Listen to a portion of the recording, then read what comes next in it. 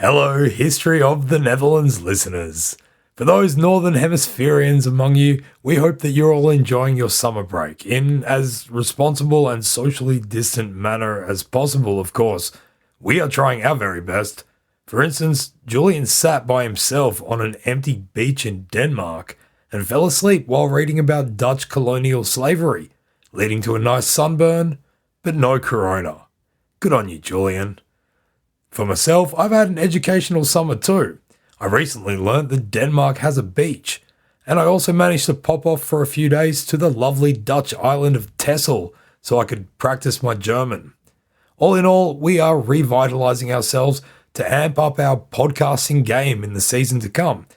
As for our Southern Hemispherian listeners, we hope that the days are getting less cold and brighter for longer, and of course want to extend our thoughts to those of you who are particularly feeling the brunt of the pandemic right now, while also being in winter.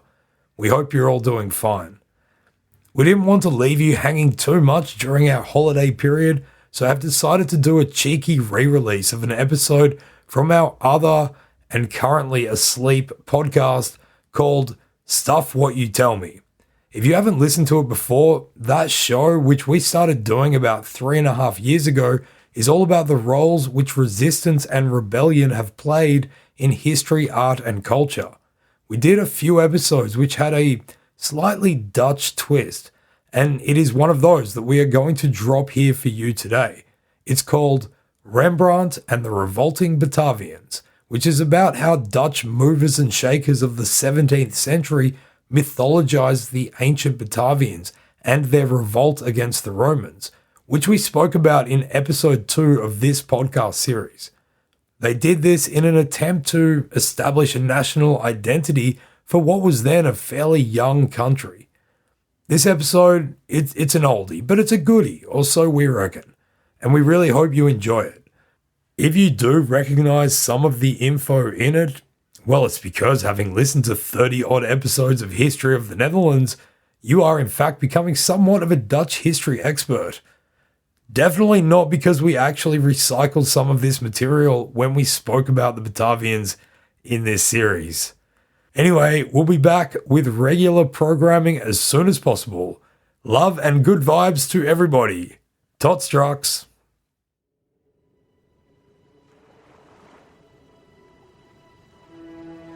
Welcome to the History of the Netherlands, where we explore the events and characters that, over time, have transformed a swamp into an amazing modern marvel.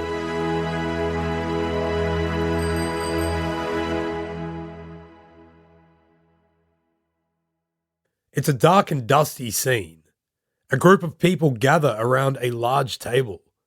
There is little that is immediately beautiful about it, and the figure who first catches your eye is perhaps the ugliest of them all. He wears a tall, patterned crown on his head that serves to further enhance his already prominent largesse over the rest of the people who seem to be at a feast. In the background, 7 figures, all of whose faces you can see at least a part of, direct their attention to the dominant man with the crown, who stands at the left. 3 figures are in the foreground, with their backs to you. One stands, the other is fat, and the third looks like a child, but is probably just really short. None of their faces can be seen at all. There is a generally jarring nature to the whole scene. Again, you look at the main man, evidently the leader, and by statement of his headwear, a king. You focus on his face, framed by his rough chestnut-colored beard and the long hair that falls down from within under the crown. At first you think he's winking or perhaps having a spasm, and then you look more closely and you realize that he has no left eye, and the harshness of the whole scene magnifies as the scar tissue in the one socket contrasts so starkly with the intensity of the gaze emanating from the lone eye in the other, staring directly at you. His is the only gaze to do so. He holds a sword before him, over the table. It is not the only sword. but it is the biggest. Others around him, those who make up this motley and haggard-looking crew, hold their own swords in a crisscross with him. They are making an oath. They are binding each other to a collective goal. They are about to go into rebellion against the Roman Empire to win their rights to self-rule and determination on lands they call their own. These figures are the leaders of the Batavian tribes, who 2,000 years ago inhabited the lower reach of the Rhine River Delta, part of today's Netherlands. The man with the crown is known as Claudius Civilis, and the scene will become known to history as the conspiracy of Claudius Civilis. Here, at a secret banquet in a sacred grove, they made an oath to begin what became the Batavian Revolt from 69 to 70 of the Common Era. The main source for the story of the Batavians is Tacitus, the Roman classical historian. Much of his work was rediscovered in Renaissance Italy in the 15th century and distributed around Europe in the 16th. It was consumed heartily by the humanist scholars that began to abound in the post-Renaissance era. Some of the most influential of these were Dutch. The biggest humanist heavyweight of this era, Desiderius Erasmus, was born in Rotterdam, or Gouda, depending on who you ask. Another one, Cornelius Aurelius, was his mate and lived down the road. Humanism made deep roots in the Low Countries.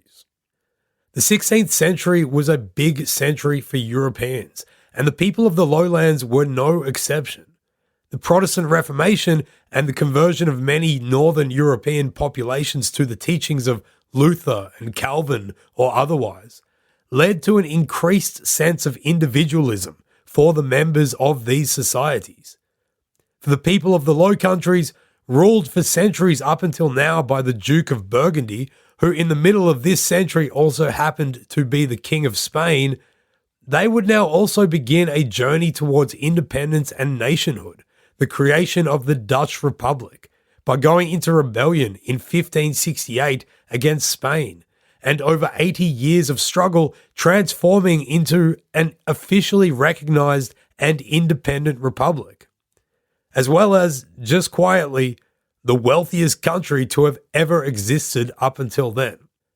The Renaissance, humanism, mercantilism, conservatism, Protestantism, imperialism, and liberalism all came together in a big ism stew and cooked in a way that made the 16th century rebellious Dutch and their 17th century kin ready and eager to hear what Tacitus had written about the people who had inhabited their lands over 1,500 years before, what he had written about those who could now be considered their forebears, those whose lives were the foundational stones for this new nation and this new identity that the 16th and 17th century Dutch were forging.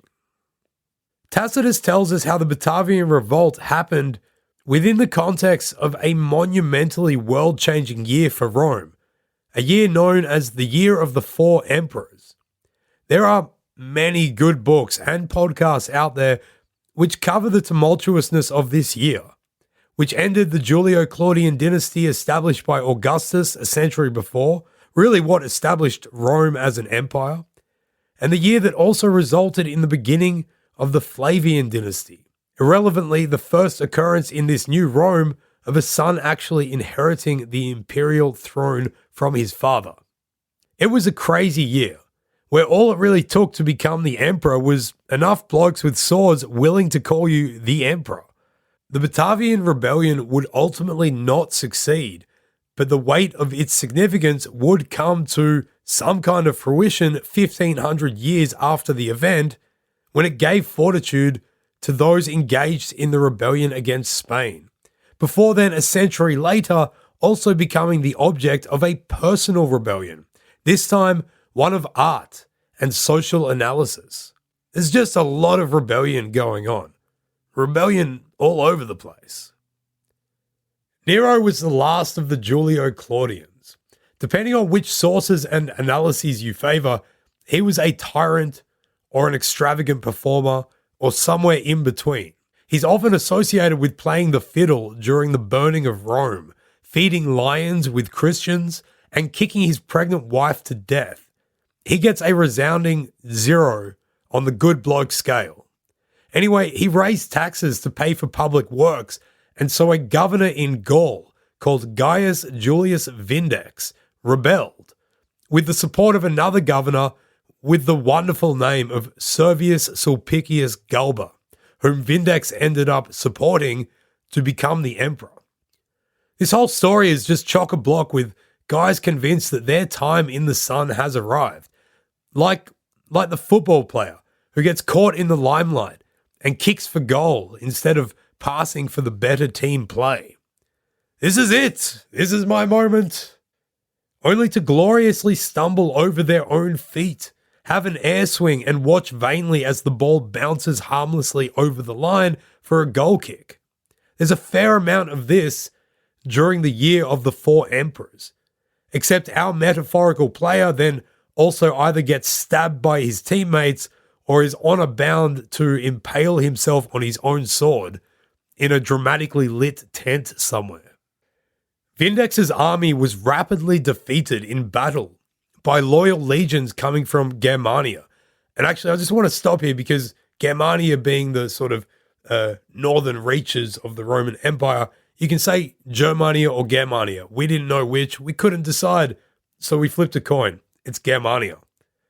So these loyal legions coming from Germania's borderlands defeated Vindex's army in battle, and so he promptly slew himself, likely by falling on his own sword in a dramatically lit tent somewhere.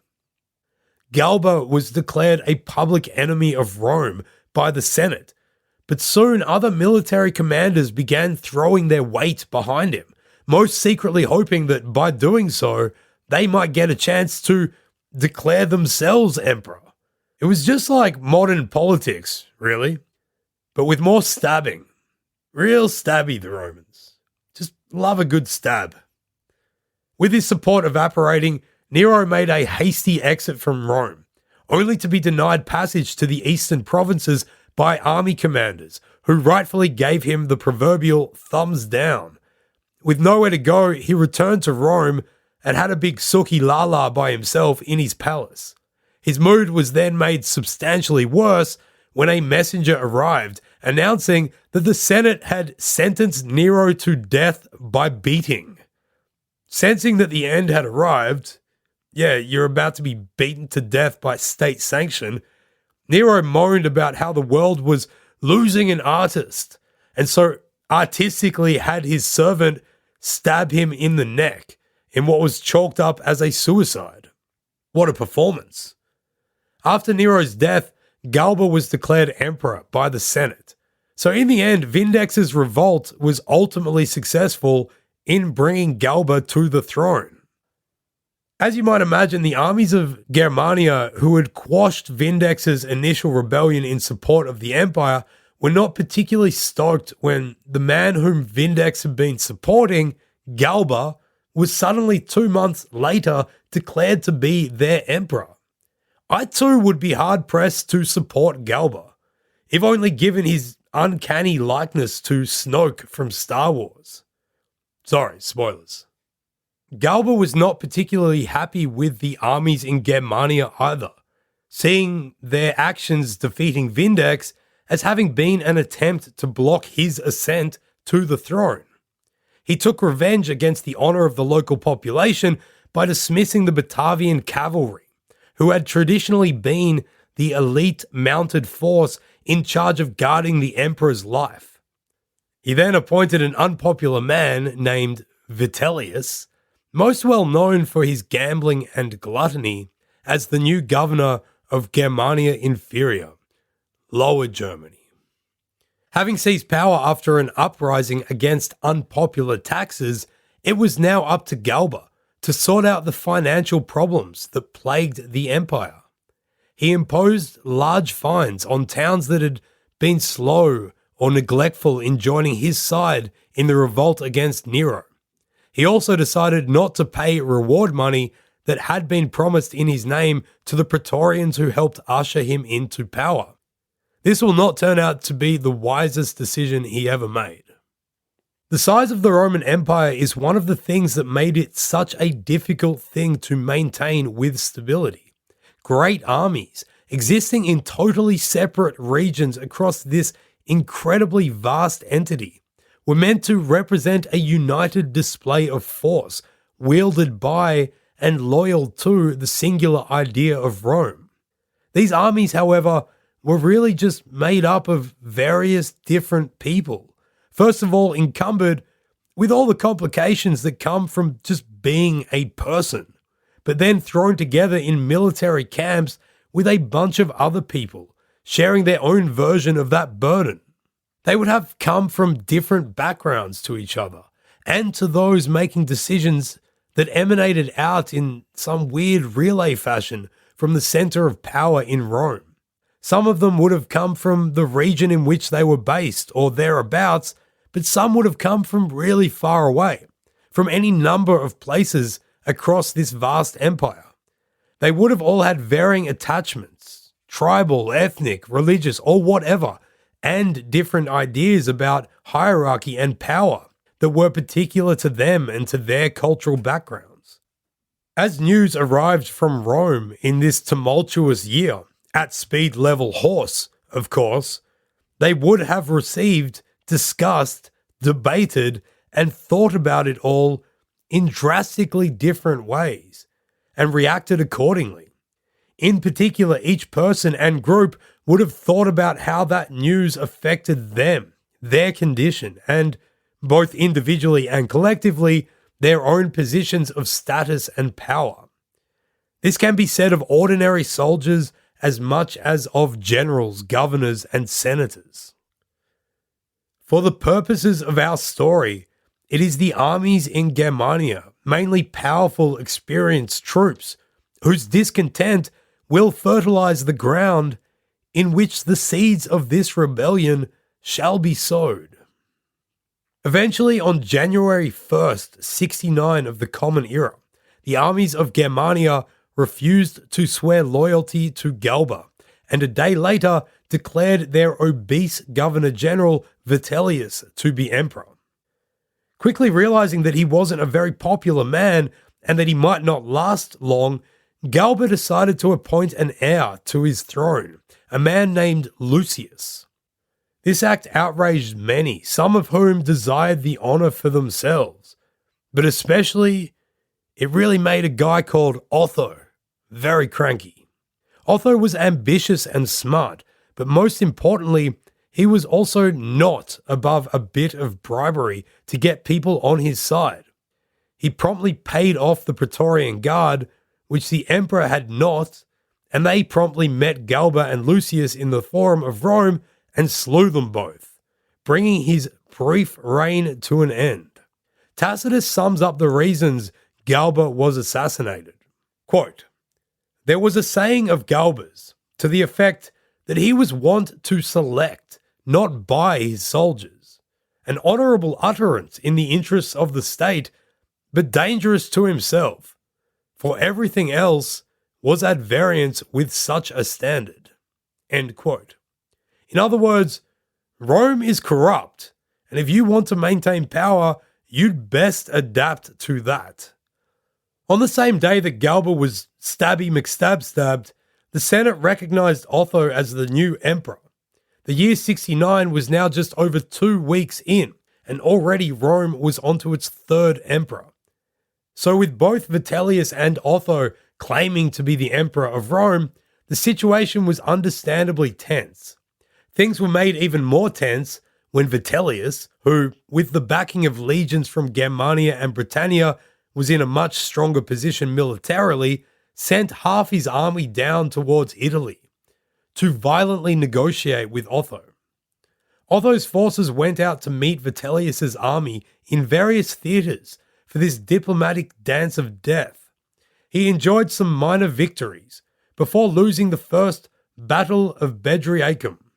Following this, Otho was unexpectedly overwhelmed by honour, and decided it was fairer for one to die than many. He then, that's right, stabbed himself in the heart. This left Vitellius as the sole emperor. Otho's contentious rule had lasted just 83 days. Vitellius had brought a lot of troops with him from Germania to Italy, so now that the fighting was over, he sent a bunch of them back to man the border. This included 8 units from the Batavian infantry, who had fought well in the Battle of Bedriacum. When a man who is renowned for his gluttony defeats his enemies in battle and becomes emperor, as Vitellius had now done, what is he meant to do to celebrate? He has banquets, of course. A lot of them. In fact, stuff it, this is worth digressing for a second. Just to quote this passage from Suetonius about Vitellius's appetites. Quote, he divided his feast into 3, sometimes into 4 a day, breakfast, luncheon, dinner, and a drinking bout. And he was readily able to do justice to all of them through his habit of taking emetics. Emetics, by the way, vomit-inducing substances, stuff to make you throw up. I'll continue on. Moreover, he had himself invited to each of these meals by different men on the same day, and the materials for any one of them never cost less than 400,000 sesterces. Most notorious of all was the dinner given by his brother to celebrate the emperor's arrival in Rome, at which 2,000 of the choicest fishes and 7,000 birds are said to have been served. He himself eclipsed even this at the dedication of a platter, which on account of its enormous size he called the Shield of Minerva, defender of the city. In this he mingled the livers of pike, the brains of pheasants and peacocks, the tongues of flamingos, gross, and the milt of, I don't even know what milt is, the milt of lampreys, brought by his captains and triremes from the whole empire, from Parthia to the Spanish Strait. Being besides a man of an appetite that was not only boundless but also regardless of time or decency, he could never refrain, even when he was sacrificing or making a journey, from snatching bits of meat and cakes amid the altars, almost from the very fire, and devouring them on the spot, and in the cookshops along the road, viands smoking hot, or even those left over from the day before and partly consumed. End quote. Well, that answers that old question. Who ate all the pies? That fat bastard. A regular Roman Jabba the Hutt. Mate, milt is the seminal fluid of fish, mollusks, and certain other water-dwelling animals who reproduce by spraying this fluid, which contains sperm, onto roe fish eggs. Oh, man. That's gross. Fishy sperm eggs. Right. Carrying on. I might need a minute. Anyway, as he went about eating his empire into bankruptcy, Vitellius began sentencing to death any debtors who came to him asking for repayment. Far out. Look, it's so hard to try and put yourself in someone else's shoes in any situation, let alone one set so long ago. But I'm just imagining this bloke fairly suddenly ascended to an imperial throne during what are obviously pretty tumultuous times, as displayed by the fact that 3 other contenders for your position are now dead. You'd think he'd show a bit of awareness. A bit of awareness for the frailty of his situation. But he's not. Instead, he's just eating pretty much everything he sees, and so then the Roman legions in the Middle East proclaim some other guy called Vespasian as the emperor, and he's now the 4th person to claim the title in the year 69. Obviously, we are viewing Vitellius through Tacitus, who is still living under the rule of the dynasty Vespasian will soon establish. But still, history is fairly well stocked with characters like Vitellius who just seem to have no clue at all. When news arrived that Vespasian was marching from Judea towards Rome, Vitellius ordered his armies, including those 8 Batavian infantry units, back to Italy after they'd just marched from Italy. Imagine having marched just over 750 miles from Italy to Mainz in Germany, only to be told to go back. They wouldn't even have had time to enjoy some gutes Bratwurst und lecker Leberkuchen. But this all, well, except for the Bratwurst bit, pretty much comes from Tacitus, means we need to keep a few things in mind. It is in his histories that we are told this story. And Tacitus, when he wrote them, was a high-ranking politician as well, and he suffered problems from the emperors under whom he lived. His writing is often critical of the moral condition of Rome's soldiers and officers. It is contemptuous of civil war at all times, and somewhat disparaging of the Roman populace's apathy to, or perhaps even celebration of, the violence therein.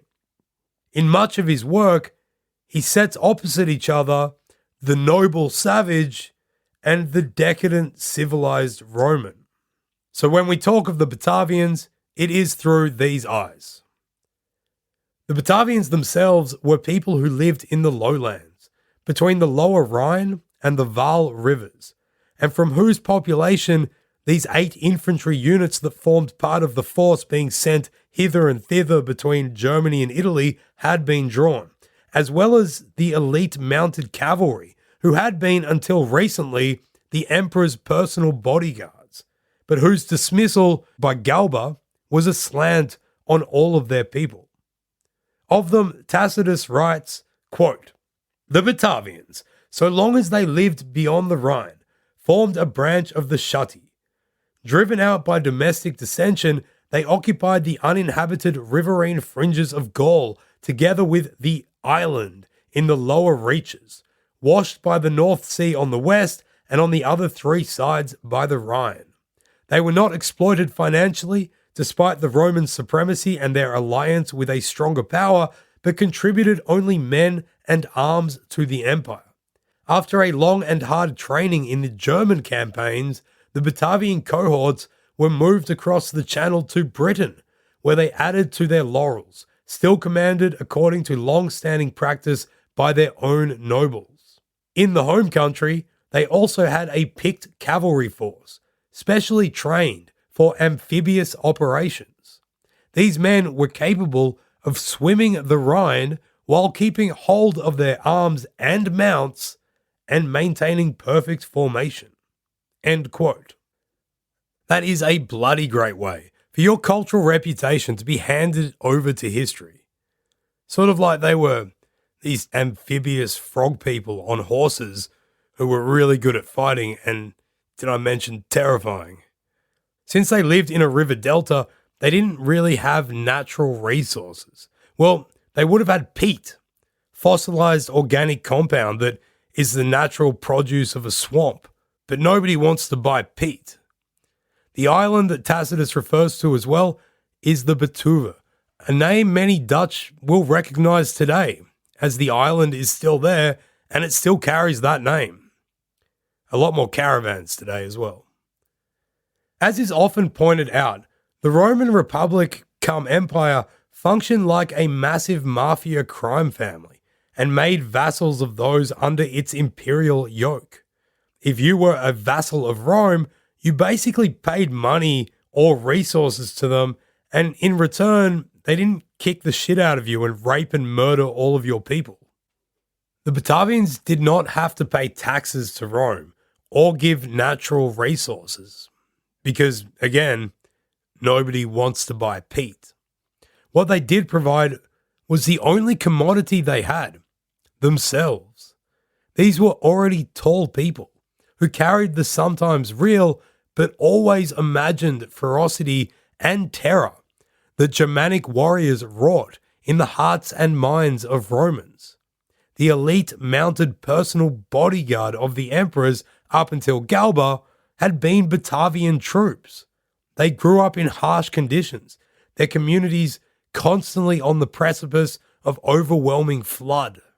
Dutch historian Jona Lendering has cited demographic research that has, quote, led to the conclusion that every Batavian family had at least one son in the army, end quote. As troops that included the 8 Batavian units that were marching back to Italy was still not enough, in Vitellius's estimation, he ordered the commander of the Rhine army, Marcus Hordionius Flaccus, to send more troops. First of all, Tacitus really doesn't like Flaccus, even though he didn't know him at all. Flaccus is Tacitus's embodiment of this decadent, lazy, civilized Roman, flailing in incompetence against the virtuous struggle of the ultimately doomed barbarians. He says that Flaccus was, quote, incapacitated by age and lameness. He had neither courage nor authority, end quote. Almost certainly Flaccus was more competent than Tacitus gives him credit for. Flaccus would be murdered before the rebellion was ultimately quashed. However, there is a sense of decent command under his general administration once you look past Tacitus's bitchiness. An objective look at his decisions within the context of the civil war erupting throughout the empire shows some fairly arguable astuteness. But moving on. When Flaccus must provide more troops for Vitellius, Tacitus tells us also how that all went down with the locals. Quote, Batavians of military age were being conscripted on the instructions of Vitellius. The levy was by its nature a heavy burden, but it was rendered still more oppressive by the greed and profligacy of the recruiting sergeants, who called up the old and unfit in order to exact a bribe for their release, while young, good-looking lads, for children are normally quite tall among the Batavians, were dragged off to gratify their lust. This caused bitter resentment, and the ringleaders of revolt got together and succeeded in inducing their countrymen to refuse service, end quote. So, to summarize our story so far, the German armies have declared Vitellius emperor. The African armies have done the same for Vespasian, who's on his way to Rome.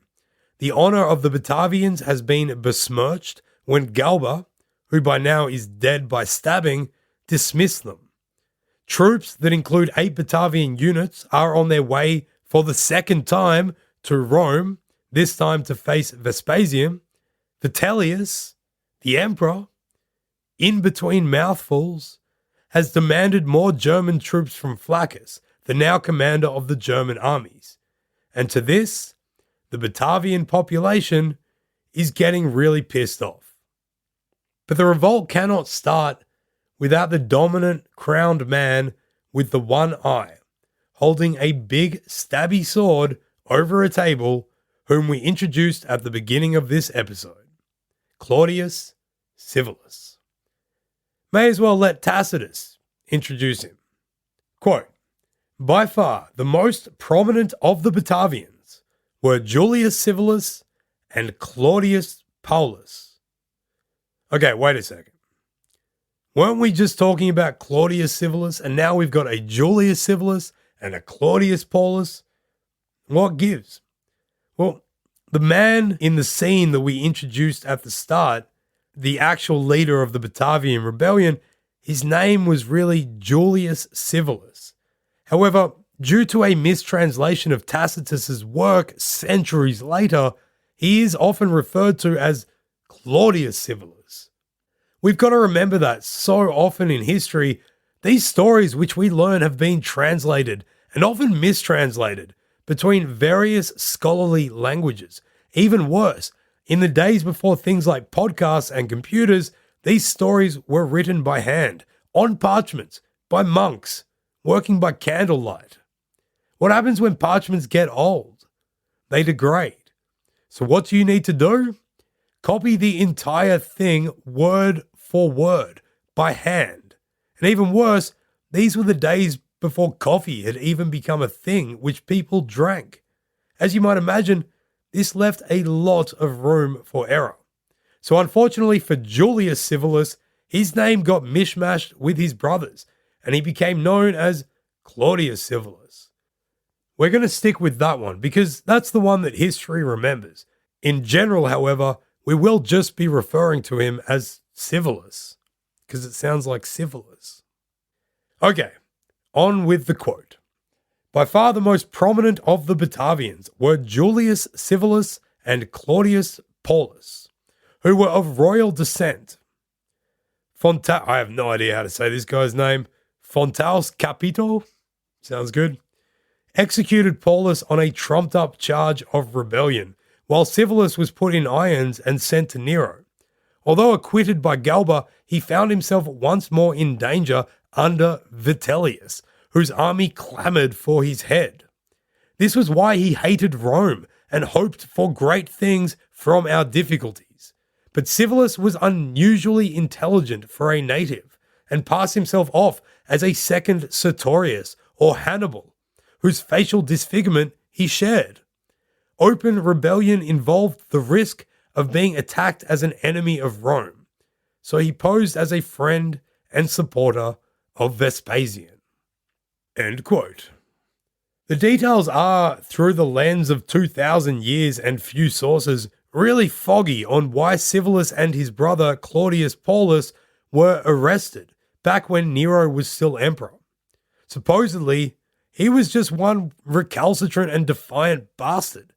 Tacitus fairly glosses over the execution of his brother. I also didn't know the brothers, but it's a fair assumption that if they were arrested together, likely it was for doing something that they had conspired to together. So Claudius Civilis can't have been too stoked about his brother being murdered. Tacitus puts it straight out there that his cause of rebellion is revenge and self-preservation. Civilis's family had been kings of his people prior to Roman domination, apparently. So the temptation for conclusion is that this was a rebellion fed by a latent desire for self-determination, an unhappy population being exploited for military service, and a pissed-off prince looking for revenge. If so, he would have to revolt. And that revolt begins in a sacred grove with a secret banquet. We're going to do something a little bit weird and jarring here and actually skip the banquet scene for now. That scene which immortalizes the very beginning of the rebellion. This is just to get some of the main succeeding points out of the way, because this episode is not actually about the Batavian revolt. Surprise! It's actually about the use of its imaging as mythology to fortify the Dutch revolt in the 15 and 1600s, and about the controversies that arose around that imaging during the Golden Age, and which involved one of the most influential and famous people to ever come out of the Netherlands. The image that matters focuses on that banquet moment of the rebellion's origin, the scene described in the beginning, when Claudius and the other leaders of the Batavi cross swords, in the original sense, and bind each other to the oath of unburdening themselves of Roman oppression. Following the banquet, Civilis had the fellow Batavian leaders behind him and bonded by their oath to each other. The Batavians then rose up against the Romans. There is initial success.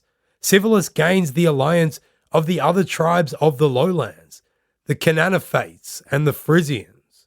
Tacitus tells us that in a coordinated operation, they, quote, swooped down on 2 Roman cohorts in their nearby quarters and simultaneously overran them from the North Sea.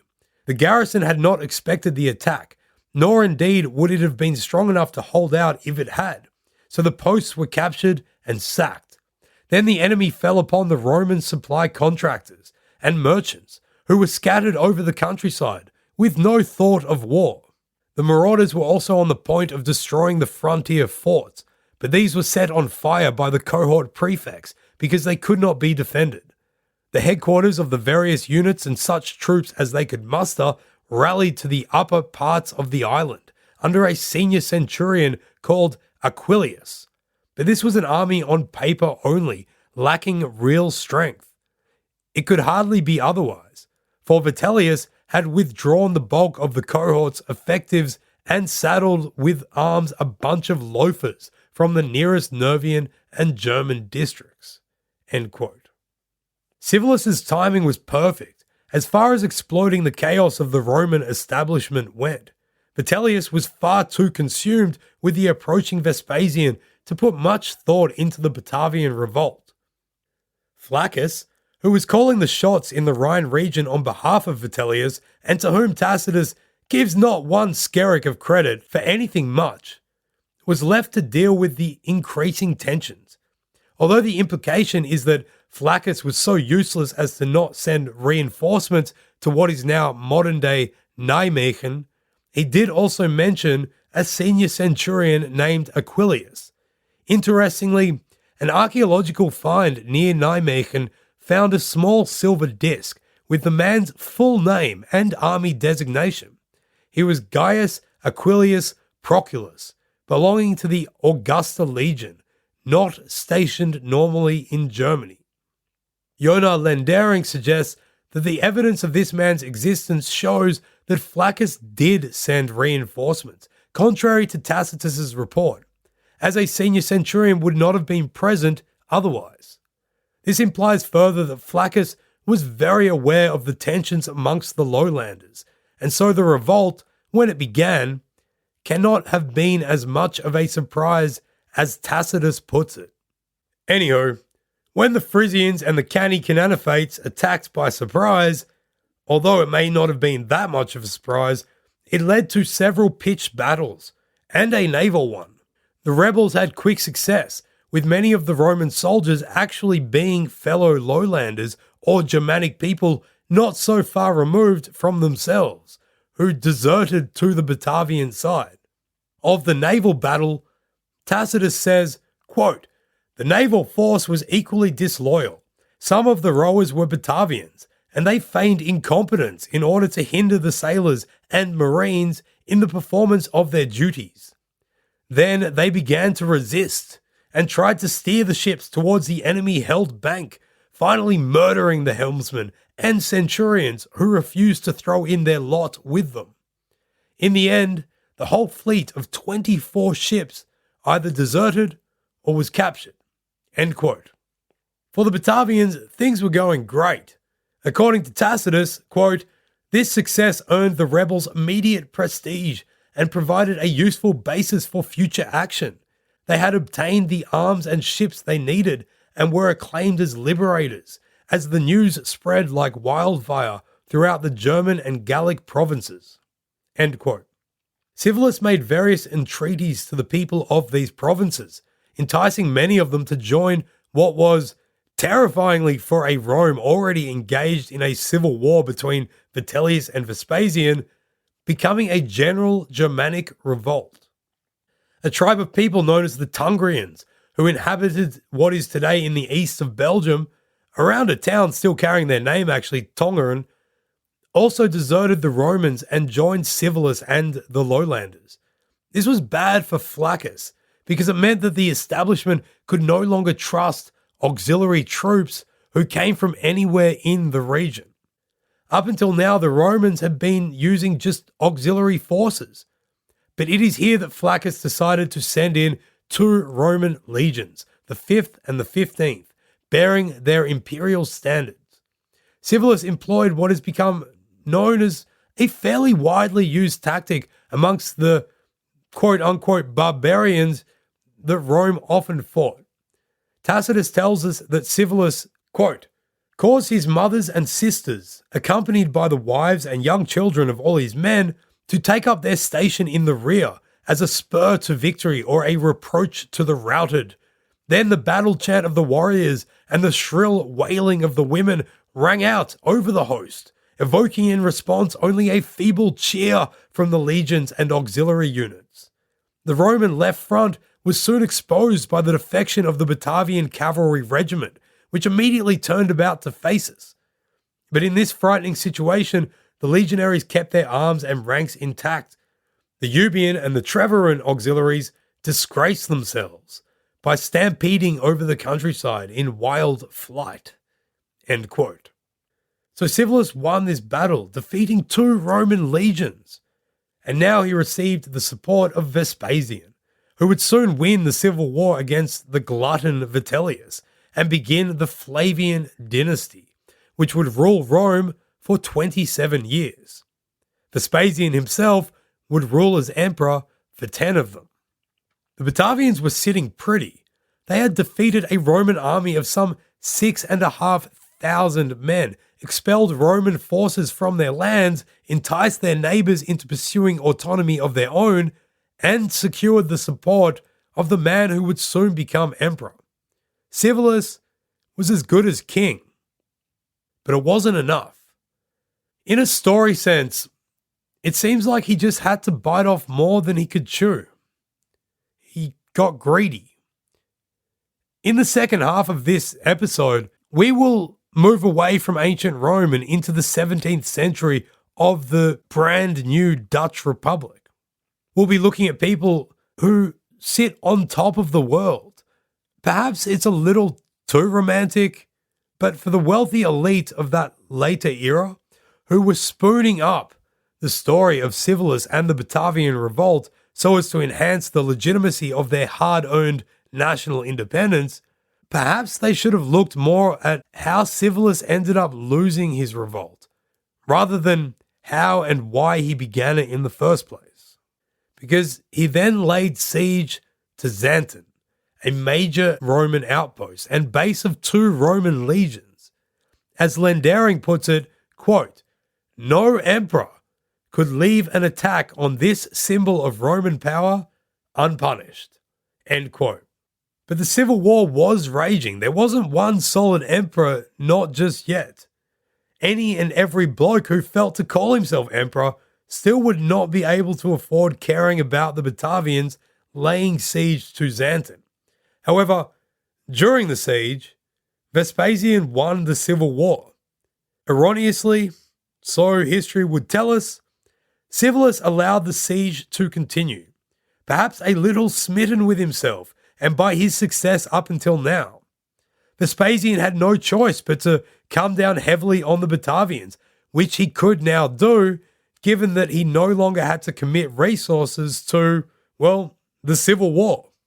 In the end, when faced with the full might of Roman power, the Batavians were, of course, forced to submit. A bridge was built over a river that Tacitus called the Nabalia.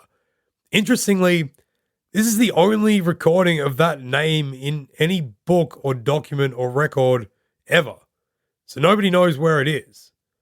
But peace negotiations were held there. The Batavians and their fellow lowlanders were incorporated back into the Roman mafia fold, with much the same conditions as prior to the revolt.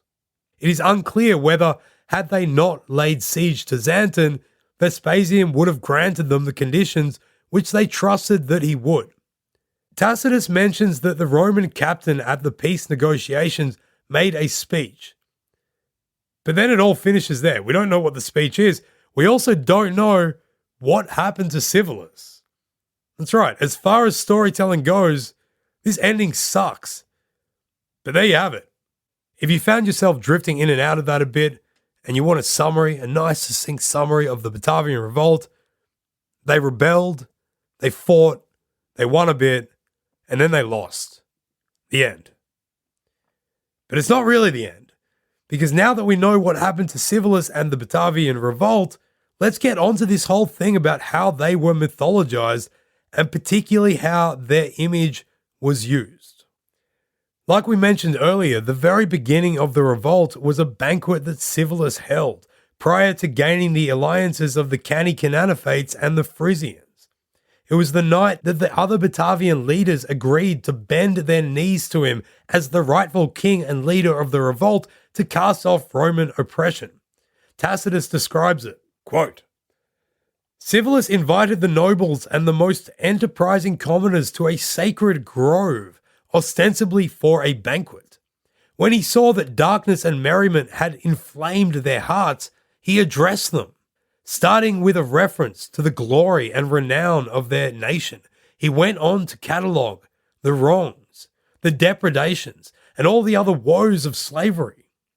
The alliance, he said, was no longer observed on the old terms. They were treated as chattels.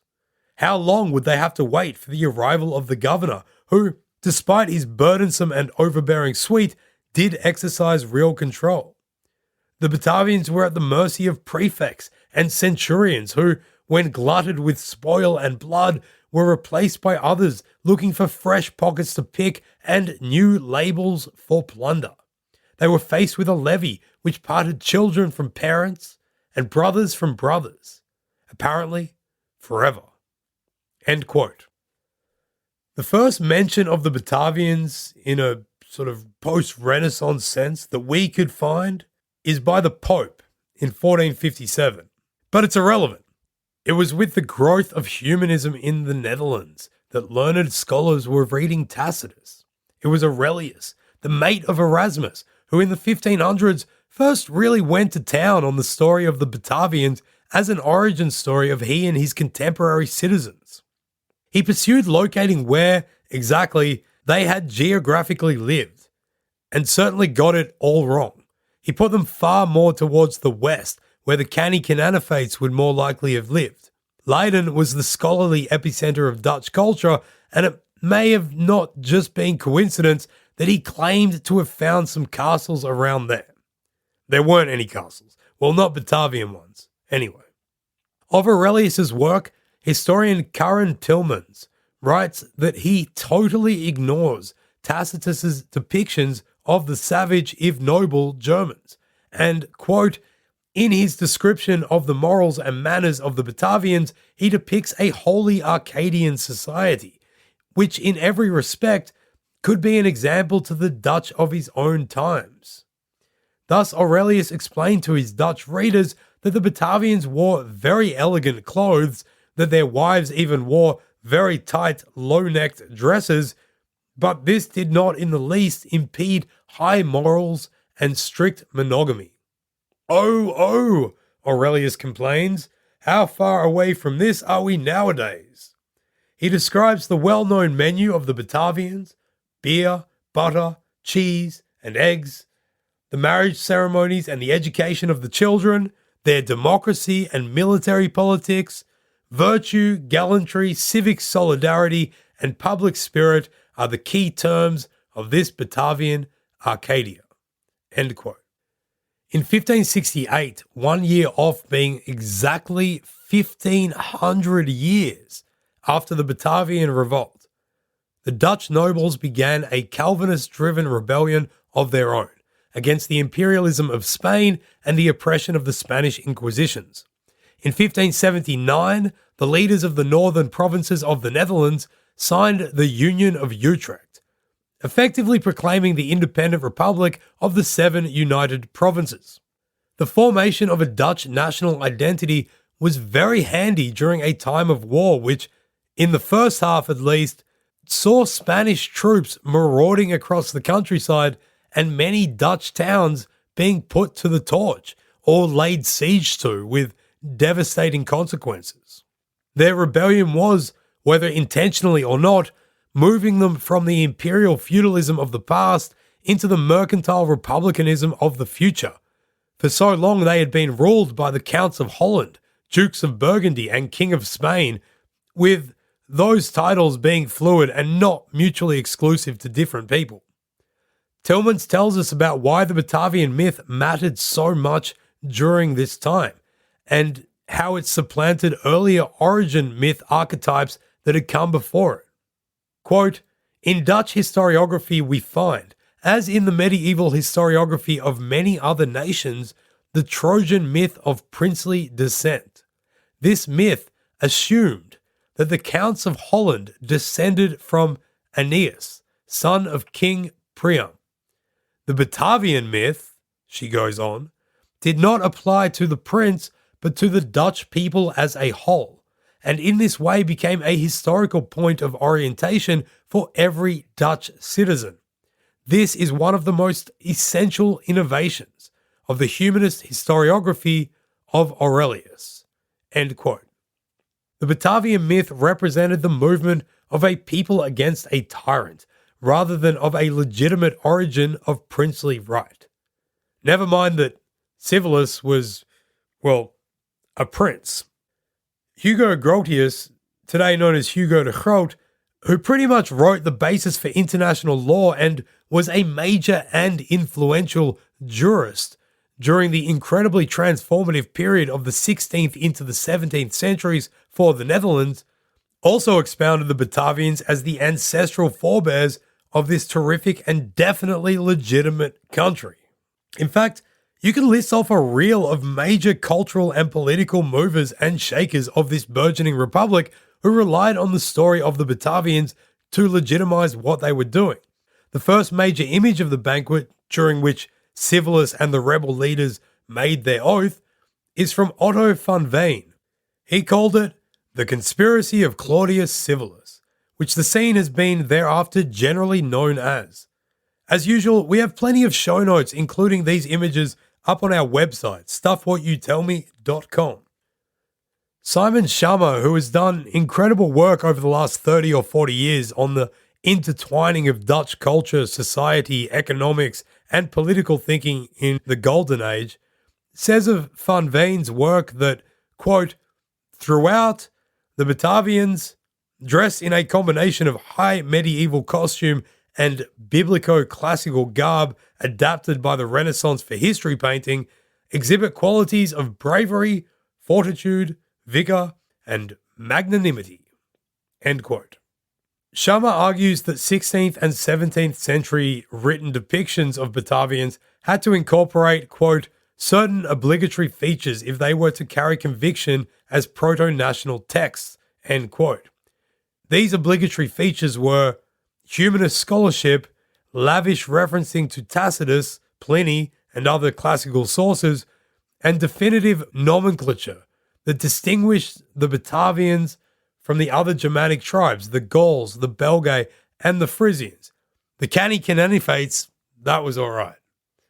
We can assume that these obligations applied also to the visual depictions of the Batavians at the same time. The point is that the self-reinforcing narrative that they were building demanded defined borders on this narrative that reflected the ideals and geopolitical legitimacy of the United Provinces.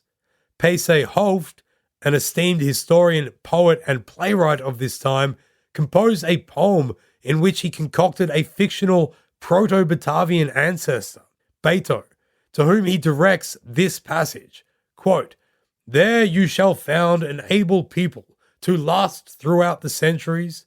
Batavians should be their name, Hollanders thereafter, with their neighbours, which shall in both peace and in war and in everything else be outstanding. End quote. Issues inherent in this false equivalency have, of course, been summarized better by Simon Schama than we could. Bear in mind, though, with Schama, that when he opens the fridge of his vocabulary, he will always go for the most luxurious items, like the caviar, rather than just grabbing a ham and cheese sandwich that would do just as good a job. Quote, this extended exercise in verisimilitude was not without snags. Both the paganism of the Batavians and their service with Roman legions, recorded in all the major Latin histories, sat awkwardly with this group portrait of an indomitable and pious folk. The latter problem was dealt with by having them presented as among the earliest converts of the Christian evangel, and their military service for Rome was explained as the voluntary action of a free ally, not the obligation of a subjugated people. End quote. In 1648, though, just as Hooft had said in his poem, the Netherlands was definitely outstanding. It was, in that year, officially proclaimed an independent republic after 80 years of a struggle that spanned the globe against the dwindling Spanish Empire. It was at the height of its powers, with a trade empire that included a virtual monopoly on Asian spices and luxury goods, as well as encroachments on the New World, with all its potential for profit in sugar and slavery. Amsterdam city government, run by an oligarchy of the wealthiest men in the capital of this insane bastion of prosperity, celebrated the victory over Spain and the Treaty of Westphalia that made it official by deciding to do something epic. They built a massive town hall. Literally, it was the largest secular building ever built in Europe at the time. It was resplendent in neoclassical carvings and iconography. Basically, it was these ridiculously rich merchants saying to the world, look how bloody rich, educated, and far come we are from the trappings of the redundant monarchism of the past. Have a look at our website at some of the paintings we've put up of the town hall in its heyday, when it still had a bustling market in front of it and a canal running behind it. If you've ever been to Amsterdam personally, there's a chance that you've seen the town hall, as it is still the centerpiece of the central square, the heart of the old city. Today, this monumental statement of Republican pride and global mercantilism is called the Royal Palace. 150 years after its construction, the French took over the Netherlands, and Napoleon made his younger brother, Louis, the first king of Holland. Louis looked at the town hall of Amsterdam and presumably said in a presumably very French accent, I want to live there. The building has remained the palace to this day. I suppose the irony of this is also a testament to how sick a building it is. So having built this giant symbol of their own awesomeness, all that was left was to make the interiors as impressive as the exterior. Amsterdam was a thriving center for the visual arts, with painters operating huge studios that were basically factories pumping out images and egos. These prosperous but Calvinist Dutch citizens wanted to demonstrate that they were simple, God-fearing folk who used their wealth in the right ways. But they also obviously wanted their amazing prosperity and success to be immortalized in some way. So they had them put down on canvas. The demand for this was met by scores of painters who were all too happy to show that you were a good, God-fearing citizen as long as you paid them appropriately. Actually failed to show appropriate tribute to the painter after they'd done the scene, and they might amend it to make you either sit right at the back of the scene, or to be shown as a drunk, or painted a little bit too fat for your own liking. In 1659, an artist named Govert Flink was commissioned by the burgemeesters of the town to create 12 huge paintings for the interior of the town hall. Flink had been an apprentice to, for instance, Rembrandt around 1634 for 1 year at the workshop of Hendrik Eulenburg. After Rembrandt had left it to found his own studio, Flink had taken over. He was an amazing painter in his own right, but most important to his success, it has been argued, was his ability to schmooze the right people and to move in the correct circles to get commissions. He married the daughter of one of the directors of the Dutch East India Company, the biggest company of all time, and soon was busily painting patrician families from all over the country. He knew exactly who these nouveau rich people were and exactly how they wanted to see themselves. So he was definitely the best person to be entrusted with the task of decorating their new giant temple to themselves, the Town Hall of Amsterdam. And what did they want? Well, they wanted the 12 canvases to be of various scenes from antiquity, including a sequence showing the Batavian rebellion against Roman oppression. The idea of rebellion was popular, even though these establishment men would have abhorred any such thing occurring in reality to them at that moment. It was rebellion that their kin had undertaken 80 years before against the Spanish, and which they, 3 generations later, were reaping the rewards of. For sure, Flink was the man for this job. However, he never got a chance to prove it because he died. Yep, in 1660. He managed to complete preliminary sketches of the Batavian scenes, also on the website, but no more than that. You'll see that they look true to his previous form.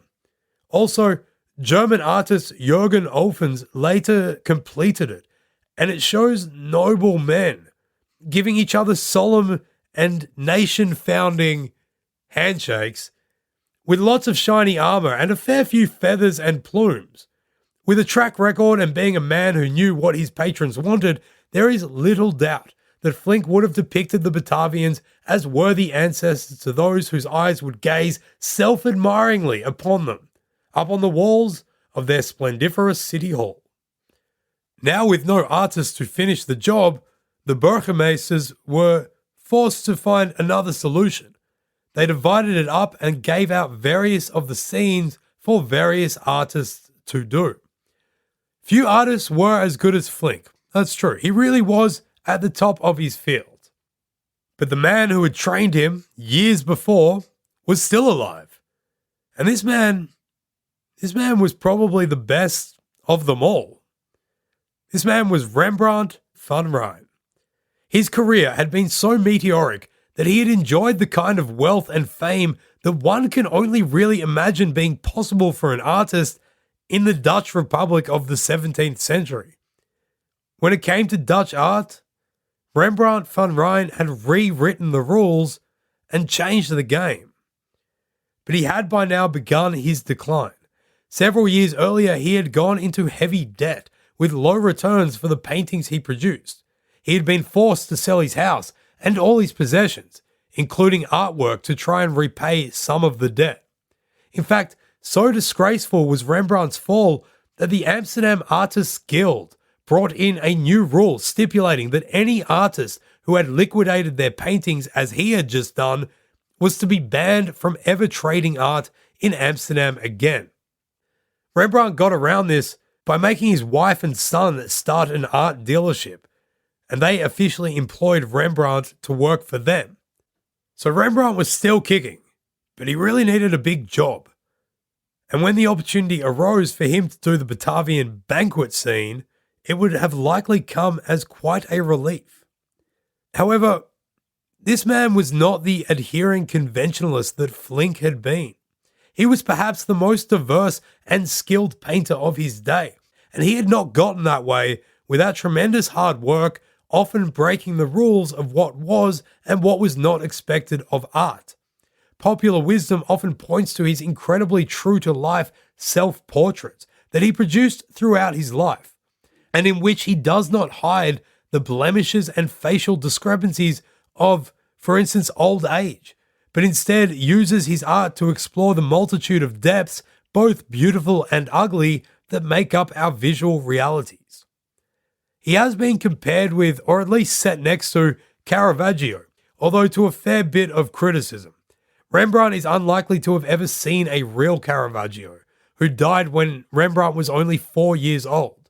The Netherlands, however, were awash with copies of the work by the renegade Italian master, and it was common for Dutch art students to spend years training in Italy and bringing that influence home. Rembrandt himself never left the Netherlands, but he didn't need to. Guy was Rembrandt. So there was little to no direct relationship between the two artists, Rembrandt and Caravaggio, nor of much influence of the latter on the former. However, they can be compared even if these comparable characteristics are mistakes of coincidence. As art reviewer and writer Andrew Hagen put it, quote, "Each became a master of light and shade, a genius at catching the moral moment, the psychological essence, and each was addicted to the example of nature, using ordinary people as models, and getting away from the idealized portraits of saints that were the hallmark." End quote. So the temptation is to put Rembrandt as a badass, sword-wielding, doesn't give a stuff about you, and you can all go and get stuffed kind of guy, like old Caravaggio. But he wasn't. Just similarly awesome at wielding a paintbrush. Rembrandt more likely craved the acceptance of the upper-class elite, who, though he could count some amongst his friends and continued patrons, had generally begun to shun him more as his fortunes dwindled. Simon Schummer points out his common use of a gold chain that drapes over his shoulder in many self-portraits, the chain being a symbol of honor, often bestowed upon someone for worthy deeds, actions, or service to their community.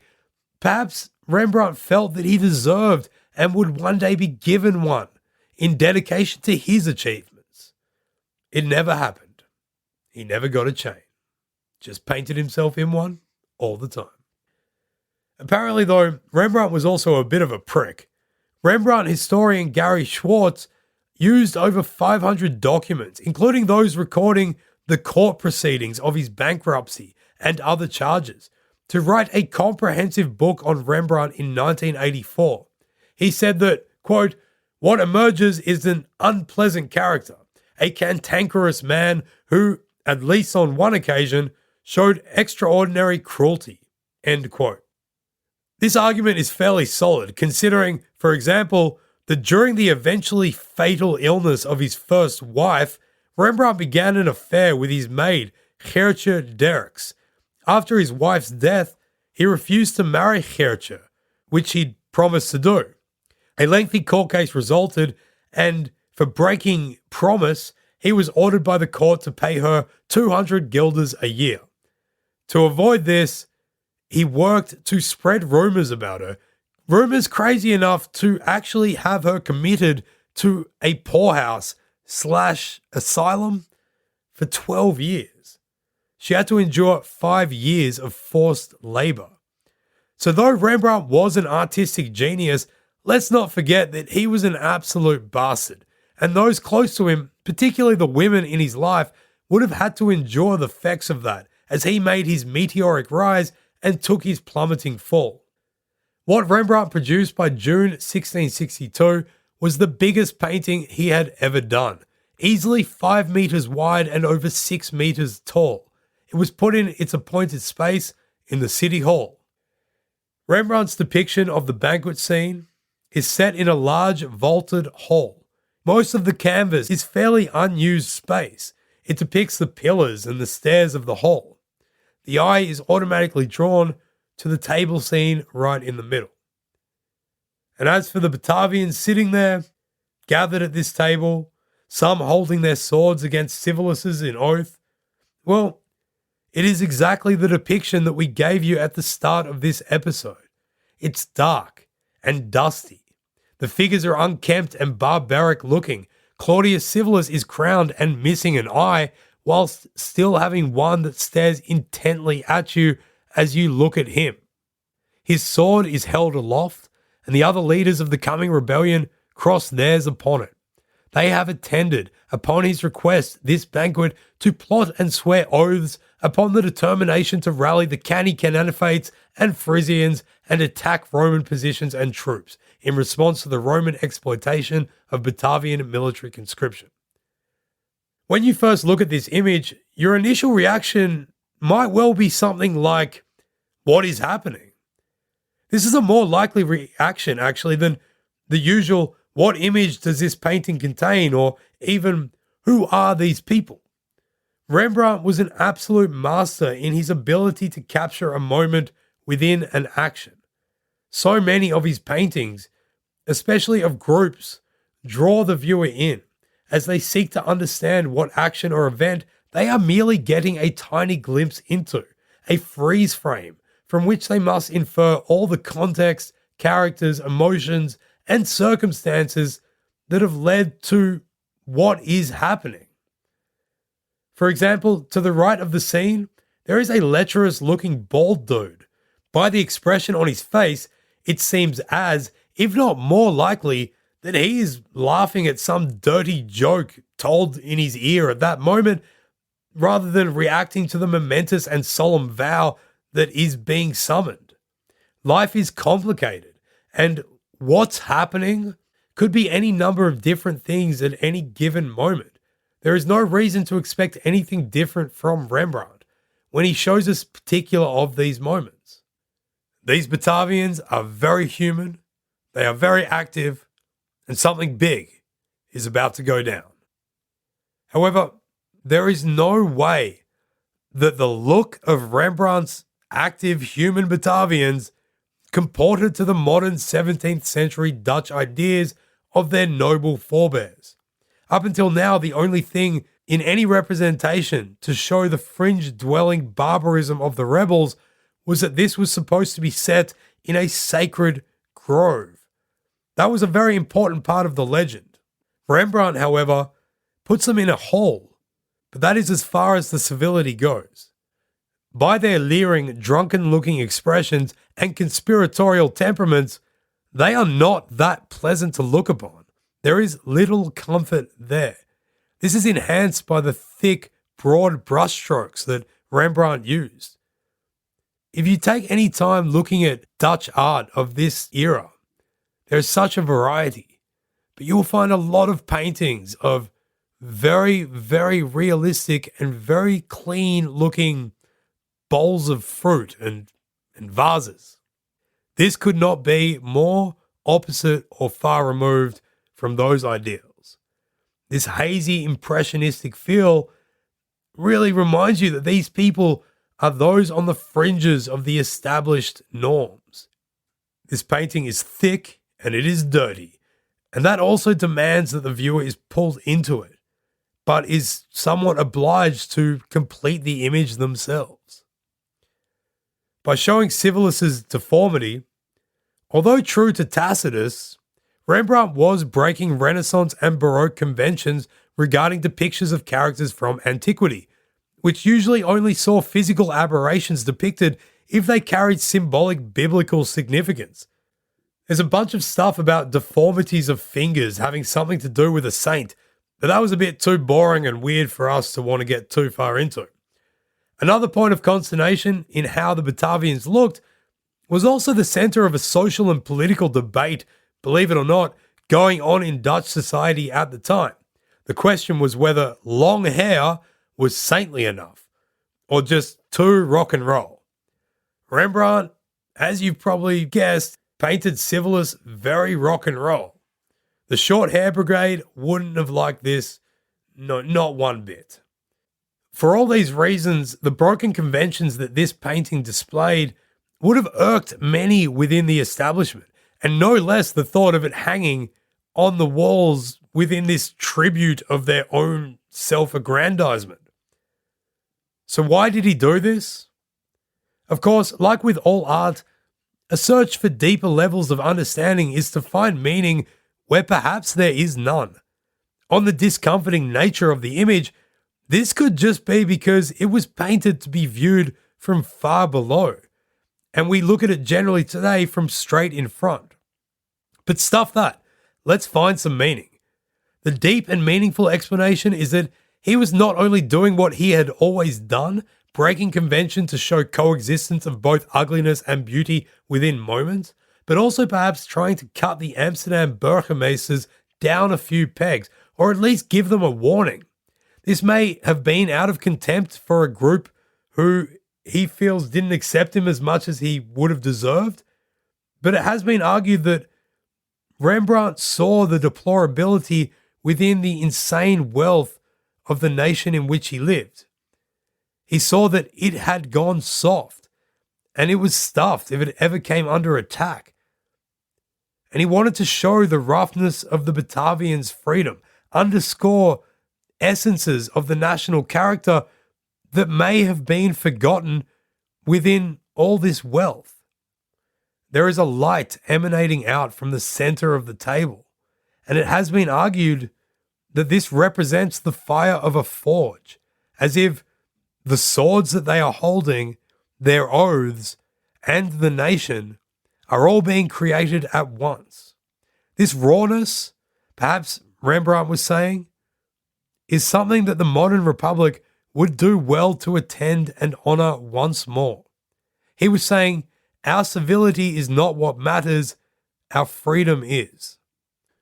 Civilis had not quit while he was ahead in the Batavian revolt, and instead sealed the doom of his rebellion by laying siege to Xanten. The Amsterdam burgemeesters, fueled by hypercapitalism, might find themselves also biting off more than they could chew. Perhaps Rembrandt was trying to remind everyone of their truly most humble and non-classical origins. Perhaps also he thought that everybody would get this, that the Calvinist humility of the burgemeesters, this supposed Calvinist humility, would make them nod their heads in an appreciative understanding of what Rembrandt had done with this now iconic image. But what is for sure is that the burgemeesters hated it. It hung in the town hall for about 2 months, and by September 1662, when a bigwig from Cologne came to visit, it was gone. Apparently he was ordered to change it, but he didn't, which suggests that there was definitely an element of rebellion to his actions, or at least a determined stubbornness to stick by his work. Rembrandt was forced to cut up this huge piece so as to try and sell the central table scene as its own painting. He chopped off a full 3/4 of the work, resulting in the image we know today. It hangs in Stockholm. Nobody knows if Rembrandt got paid in the end for his work, but it's likely that he wasn't, because 2 months later, he had to sell the grave of his beloved dead wife Saskia to help manage his debts. So the commission from the town hall would not be the big opportunity for his late career spike. Although he would get one more chance to do a painting for the Drapers Guild this time, but this would also not recover his lost prestige. The next 7 years saw him outlive his second wife and son, and eventually die alone and broke, before being buried in a grave that had no gravestone, because nobody was there to pay for one. Poor old Rembrandt. Oh, but he was a prick. Gotta remember that. Oh well, at least everybody knows his name and his legacy has only increased over time.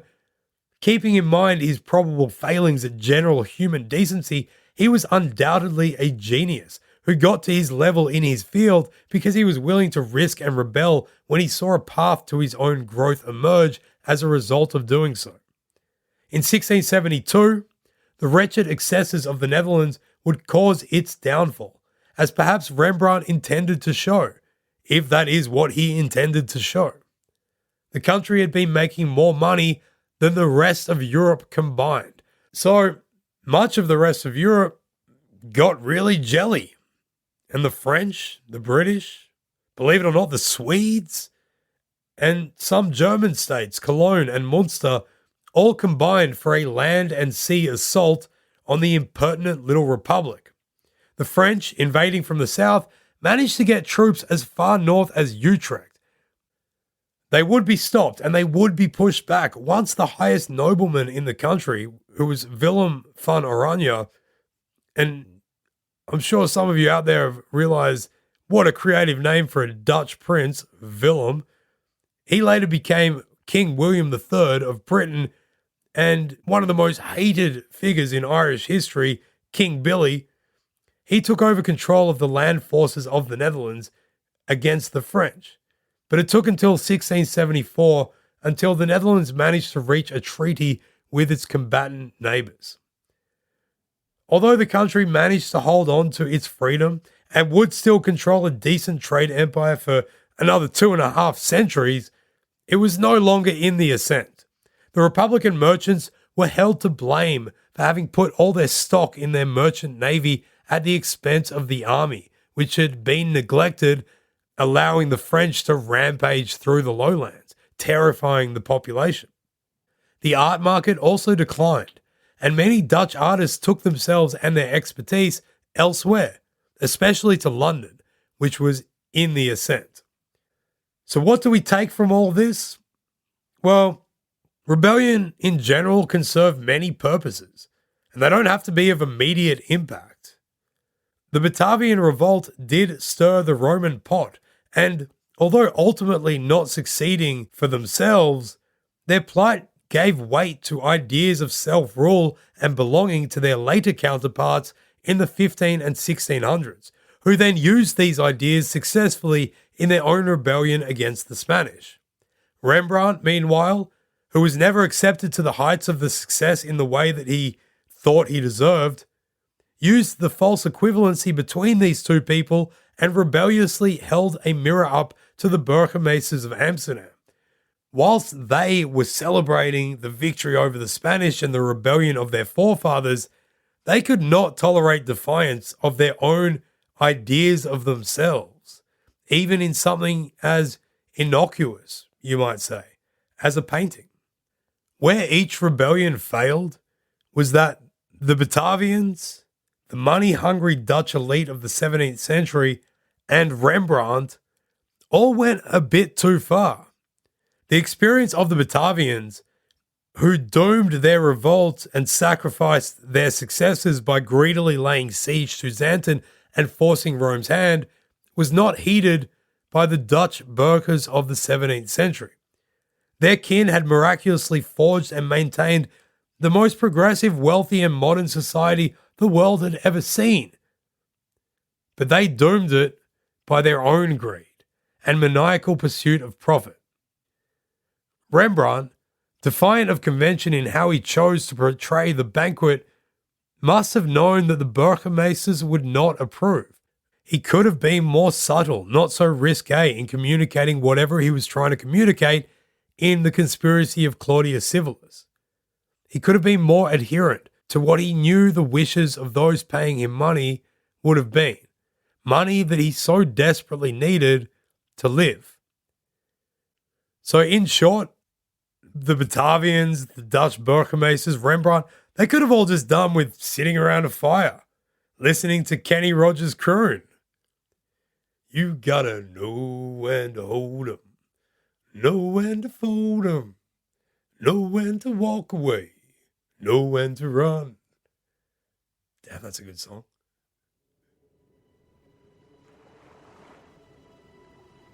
Thanks for listening to History of the Netherlands. You can get detailed show notes at our website, historyofthenetherlands.com. From there, you'll be able to find other podcasts and projects that we've created. This is a production of Republic of Amsterdam Radio.